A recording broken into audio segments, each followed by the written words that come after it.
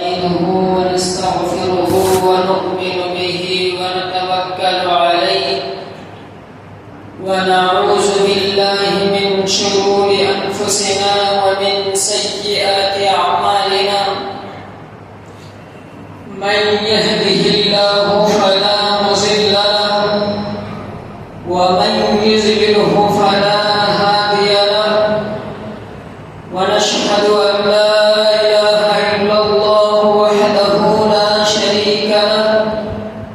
ونشهد أن محمدًا عبده ورسوله فأعوذ بالله من الشيطان الرجيم بسم الله الرحمن الرحيم فلما بلغ معه السعي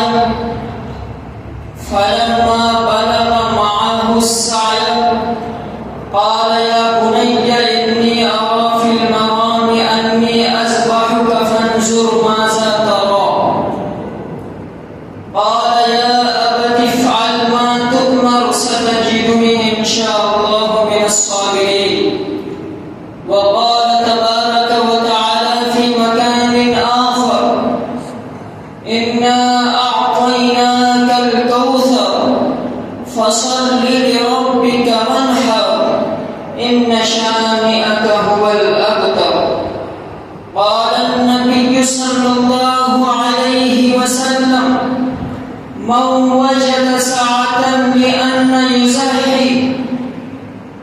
فلم يزحي فلا يحزر سلطانا وقال النبي صلى الله عليه وسلم في مقام آخر الدنيا سجن المؤمن وللكافر جنة أو كما قال عليه الصلاة والسلام آج بھی ہو جو ابراہیم سا ایمان پیدا آج بھی ہو جو ابراہیم سا ایمان پیدا آگ کر سکتی ہے انداز گلستان پیدا میرے عزیز ساتھیوں ہم اور آپ اس مبارک مہینے میں اور اس مبارک مہینے کے مبارک دن یوم الجمعہ کے دن جمعہ کی نماز کے لیے ہم اور آپ یہاں پر اکٹھا ہوئے ہیں یہ مہینہ جس کے اندر اللہ تبارک و تعالیٰ نے حضرت سیدنا خلیل اللہ ابراہیم علیہ السلام کو آزمائشوں کے اندر ڈالا ان کا امتحان لیا وہ تمام امتحانات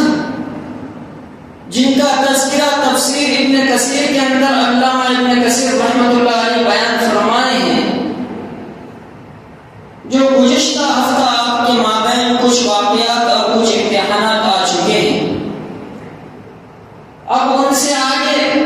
میں آپ کے سامنے پیش کرنے کی جسارت کر رہا ہوں دعا کیجیے کہ اللہ تبارک و تعالیٰ ہمیں صحیح بولنے کی توفیق عطا فرمائے اور ہم تمام کو اس پر عمل کرنے کی توفیق عطا فرمائے یہ ذی الحج کا مہینہ حدیث کے اندر آتا ہے کہ اس مہینے کی عبادت اس مہینے کا روزہ 1 سال کے روزے کے برابر ہے اور اسی مہینے کے اندر خلیل اللہ سیدنا حضرت ابراہیم علیہ السلام کو اللہ تبارک و تعالیٰ نے خواب دکھایا تھا جس کو قرآن میں بیان کیا فلما بلغ معه السعي قال يا بني إني أرى في المنام أني أذبحك فانظر ماذا ترى سب سے پہلے یہ نقطۂ نظر یہ سمجھ لیجئے کہ جب حضرت سیدنا خلیل اللہ ابراہیم علیہ السلام بوڑھاپے کی عمر کو پہنچتے ہیں 90-92 سال کی عمر میں پہنچتے ہیں تو حضرت ابراہیم علیہ السلام کو ایک نیک صالح اولاد کی خواہش اور جستجو ہوتی ہے اللہ تبارک و تعالیٰ سے دعائیں کرتے ہیں بوڑھاپے کی عمر میں رب هب لي من الصالحین کہ اے میرے پروردگار مجھے نیک فرما بردار بردبار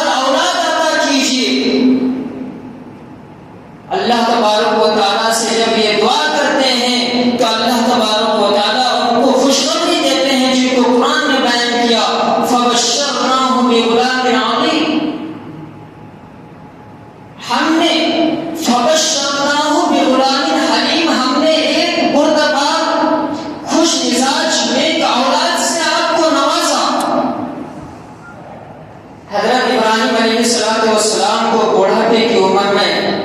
حضرت اسماعیل علیہ السلام کی شکل میں ایک اولاد اللہ تبارک و تعالیٰ عطا فرماتے ہیں. پھر جب وہ اولاد جس کی پیشانی سے اللہ تبارک و تعالیٰ نے نور نبوت کو رکھا اور اسی نور نبوت سے اللہ تبارک و تعالیٰ ہمارے اور آپ کے نبی محمد عربی صلی اللہ علیہ وسلم کو پیدا فرمائیں گے انہیں کی پسلیوں سے, انہیں کی پشت سے. تو سمجھ لیجئے کہ وہ اولاد, وہ لڑکا کتنا بردبار ہوگا, کتنا نیک اور صالح ہوگا. جب حضرت اسماعیل علیہ السلام کی عمر 8 یا 9 سال کی عمر کو پہنچتی ہے, حضرت اسماعیل علیہ السلام چلنے پھرنے کے قابل ہو جاتے ہیں. اللہ تبارک و تعالیٰ 8ویں ذی الحجہ کے اندر حضرت ابراہیم علیہ السلام کو خواب میں دکھاتے ہیں کہ میں کسی چیز کو ذبح کر رہا ہوں, یعنی مجھے اللہ تبارک و تعالیٰ ذبح قربانی کرنے کا حکم دے رہے ہیں. اللہ تبارک و تعالیٰ مجھے قربانی کرنے کا حکم دے رہے ہیں کہ تم اللہ کے راہ میں قربان کرو.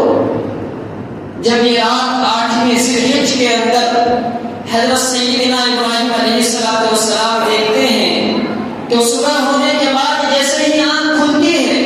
اللہ کی راہ میں 100 اونٹوں کو قربان کرتے ہیں. پھر یہی خواب کا سلسلہ دوسرے دن یعنی 9ویں ذی الحجہ کو جاتے رہتا ہے. 9ویں ذی الحجہ کو سیدنا حضرت ابراہیم علیہ السلام یہی خواب دیکھتے ہیں کہ میں اللہ کی راہ میں قربان کر رہا ہوں, یعنی اللہ کی راہ میں مجھے قربانی کرنے کا, اللہ کی راہ میں مجھے صدقہ کرنے کا حکم ہو رہا ہے. حضرت ابراہیم علیہ السلام 9ویں ذی الحجہ کو بھی اللہ کی راہ میں 100 اونٹوں کو قربان کر دیتے ہیں. پھر خواب کا سلسلہ نہیں رکتا ہے. 10ویں ذی الحجہ کی رات کو بھی ہمارے اور آپ کے سیدنا خلیل اللہ ابراہیم علیہ السلام خواب کو دیکھتے ہیں کہ میں اللہ تبارک و تعالیٰ مجھے حکم دے رہے ہیں کہ تم اپنے مقدس اور قربان محبوب چیز کے اللہ کے راہ میں قربانی پیش کرو. تو سیدنا ابراہیم علیہ السلام سمجھ جاتے ہیں کہ اللہ کا حکم ہو رہا ہے کہ جو سب سے زیادہ محبوب ہو اس کی قربانی پیش کرو. اور میرے نزدیک سب سے زیادہ اگر اس روئے زمین میں کوئی چیز محبوب ہے تو وہ میرا اولاد ہے, یعنی حضرت اسماعیل علیہ السلام ہے, جس کی تمنا حضرت ابراہیم علیہ السلام نے کیا تھا رب هب لي من الصالحین. پھر اللہ نے انہیں عطا کیا تھا فبشرناه بغلام حلیم. حضرت اسماعیل علیہ السلام کے سامنے جب اس خواب کو بیان کرتے ہیں کہ اے میرے بیٹا, میں خواب مسلسل 3 راتوں سے دیکھ رہا ہوں کہ میں ذبح کر رہا ہوں, مجھے اللہ تبارک و تعالیٰ حکم دے رہے ہیں کہ اللہ کے راہ میں قربان کرو, اور میں نے آخری خواب جو دیکھی کہ مجھے یہ حکم ہو رہا ہے کہ اللہ کے راہ میں مقدس اور محبوب چیز کی قربانی پیش کرو. تو محبوب تو تم ہی ہو, گویا کہ اللہ تبارک و تعالیٰ تمہاری قربانی کا مجھے حکم دے رہے ہیں. وہ نیک, وہ سرشار ایمان سے بھرپور لبریز, جس کی پیشانی میں نور نبوت چمکتا ہو, وہ 8-9 سال کا بچہ حضرت اسماعیل علیہ السلام اسی وقت حکم دیتے ہیں کہ یا ابت افعل ما تؤمر ستجدنی ان شاء اللہ من الصابرین. کہ اے میرے والد محترم, یا ابت افعل, یا ابت افعل, اے میرے والد محترم, افعل یعنی کر گزریے, ستجدنی ان شاء اللہ من الصابرین, آپ انشاءاللہ مجھے صبر کرنے والوں میں سے پائیں گے. جب ایک والد اور ایک بیٹے دونوں کے سامنے گفتگو ہو رہی ہے, دونوں ڈسکس کر رہے ہیں کہ میں خواب میں دیکھ رہا ہوں کہ تمہیں ذبح کروں, بیٹا بھی تیار ہو جاتا ہے. آج کل ایسے اس دھرتی پر کوئی موجود ہے جو اپنے بیٹے کو اللہ کے راہ میں قربان کرنے کے لیے تیار ہو جائے؟ کیا ان کا ایمان تھا, کیا ان کا جذبہ تھا, کیا ان کا اللہ پر یقین تھا؟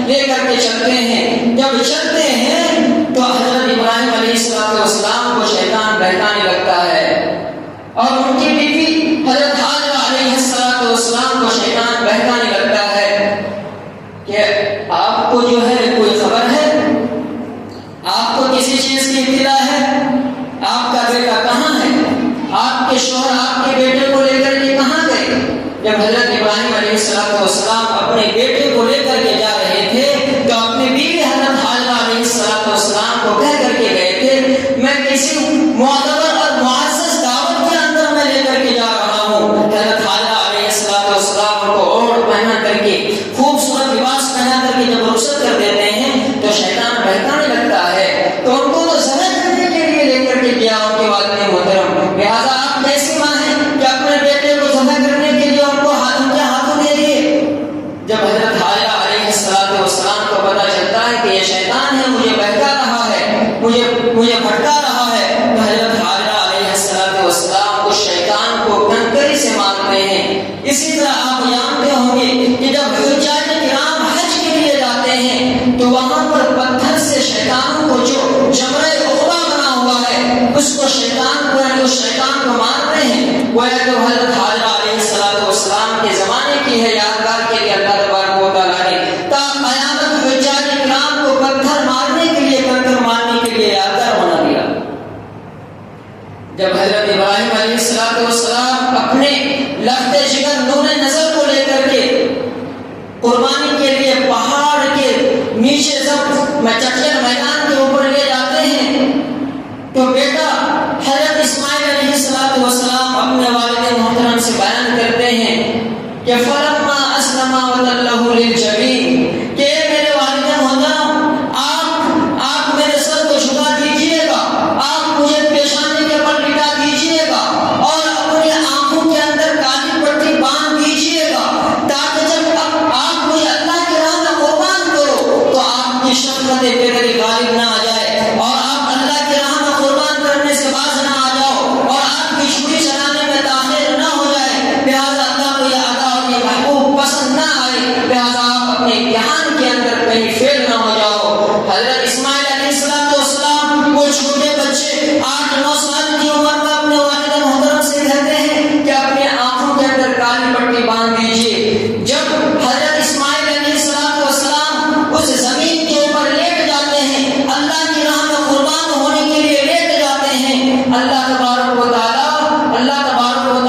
آسمان سے جب حضرت ابراہیم علیہ السلام چھری کو تیز کر کے چلانے والے ہوتے ہیں تو اللہ تبارک و تعالیٰ آسمان سے حضرت جبرائیل علیہ السلام کے واسطے سے ایک جنتی مینڈے کو وہاں پر حضرت اسماعیل کی جگہ پر رکھ دیتے ہیں اور وہ چھری اور وہ چاقو حضرت اسماعیل علیہ السلام کے اوپر چلنے کے بجائے اس مینڈے کے اوپر چل جاتا ہے اور حضرت ابراہیم علیہ السلام امتحان کے اندر کامیاب ہو جاتے ہیں. اسی وقت میرا اور آپ کے پروردگار رب ذوالجلال اسی وقت ایک آیت نازل فرماتے ہیں اور اللہ تبارک و تعالیٰ ندا دیتے ہیں کہ قد صدقت الرؤیا انا كذلك نجزي المحسنین کہ اے خلیل اللہ ابراہیم علیہ السلام تم نے خواب کو سچ کر دکھایا, ہم اسی طرح نیک کام کرنے والوں کو بدلہ دیا کرتے ہیں. میرے عزیز ساتھیوں, چاقو ہے اس کے اندر کاٹنے کی صلاحیت ہے لیکن وہ چاقو حضرت اسماعیل علیہ السلام کے ایک بال کو بھی باقا نہ کر سکا. اللہ تبارک و تعالیٰ نے اس چاقو کو حکم دے دیا کہ چاقو خبردار سن لو, اگر تم اسماعیل علیہ السلام کے ایک بال کو بھی تم نے اگر کاٹ دیا باقا کر دیا تو تجھے ہمیشہ کے لیے جہنم کے اندر ڈال دوں گا, جہنم کے اندر پھینک دوں گا. حضرت ابراہیم علیہ السلام امتحان کے اندر کامیاب ہو جاتے ہیں. حضرت اسماعیل علیہ السلام کی جان بھی بچ جاتی ہے. ایک جنتی مینڈا اللہ کے راہ میں قربان ہو جاتا ہے. اللہ تبارک و تعالیٰ کے حکم سے حضرت جبرائیل علیہ السلام لے کر کے آتے ہیں. میرے عزیز ساتھیوں, یہ قربانی ایسا مقدس اور معزز عمل ہے کہ اللہ تبارک و تعالیٰ نے تا قیامت امت محمدیہ پر فرض قرار دے دیا ہے صاحب استطاعت اور صاحب انصاف. یہ قربانی ہم آپ اگر سمجھتے ہیں کہ یہ گوشت کھانے کا تہوار ہے, یہ پیٹ بھرنے کا تہوار ہے, تو ہرگز ایسا نہیں ہے. ہم آپ جو قربانی کرتے ہیں وہ خلیل اللہ حضرت ابراہیم علیہ السلام کی یاد میں کرتے ہیں. اور حدیث کے اندر آتا ہے کہ قربانی کے دنوں میں ایام النحر میں اللہ تبارک و تعالیٰ کے نزدیک قربانی کرنے سے زیادہ کوئی عمل محبوب نہیں ہے. کوئی انسان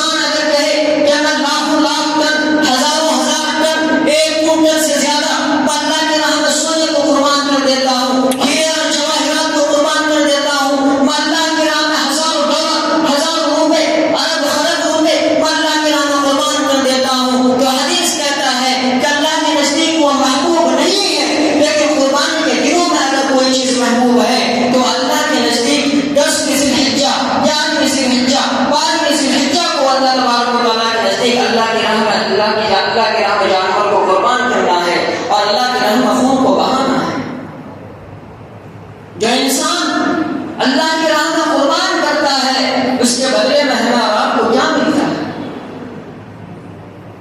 حدیث دوسری جگہ بیان کرتا ہے کہ جو انسان اللہ کی راہ میں قربانی کے جانور کو، چاہے اونٹ ہو، بھیڑ ہو، دمبے ہو، بکرا ہو، گائے ہو، جو چیزوں کی قربانی کر رہا ہے، اللہ تبارک و تعالیٰ کے یہاں مقبول ایسے ہوتے ہیں گویا کہ اس